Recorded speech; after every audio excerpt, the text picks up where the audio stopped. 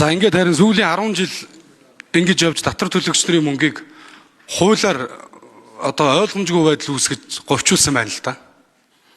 Мэдцэн сайд харин одоо ёстой шудраг сайд болохоор энэ хилээд авчих шиг байна шүү. Тэгээ цаашдаа яаж явах вэ? Хуулиа өөрчлөх хэрэгтэй.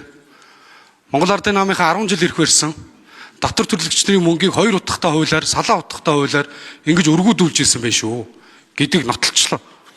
За хоёр дэх юм бол энэ хаан хамаагүй сайд дарга болохоор очиж дураараа очиж зээл авдаг.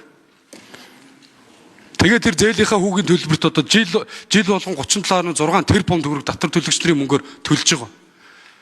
Энэ байдлыг дасан зогсоох хэрэгтэй шүү. Асуултандаа хариулт авч чадсангүй.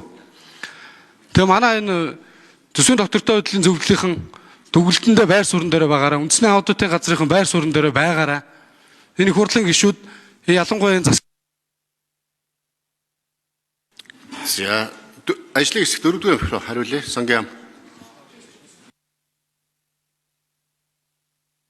Сангийн тулгай гишүүний асуултанд нэмэлт мэдээлэл өгье. За ашиглагдаагүй зээлийн үлдэгдэл одоо 13.8 их найд төгрөг байгаа. За энэ зээлийн үлдэгдэл юунаас шалтгаалж байна гэхээр гадаад зээлийн ашиглалт маань өөрөө төсвийн бүрэлдэхүүн хэсэг учраас жил болгон ерөнхийдөө 1.5-аас өнгөрсөн жилийн хувьд бол одоо энэ жилийн хувьд бол 1.2 их найд төгрөгийн гадаад зээлийн ашиглалт батлагдсан байгаа. За гадаад зээлийн ашиглалтаагүй ашигласан дүн дээр бол хүү төлдөг, ашиглагдаагүй үлдэгдэл дээр бол commitment fee 37.6 тэрбум төгрөг төлсөн байгаа. За энэ болохоор 45 төслийн 9.1 их найд төгрөгийн гадаад зээлийн ашиглагдаагүй одоо үлдэгдэл дээр төлсөн төлбөр нь энэ зээлүүдийг 2012 оноос 24 он сойрхон баталсан энэ 45 зээлийн төсөл дээр төлсөн байна.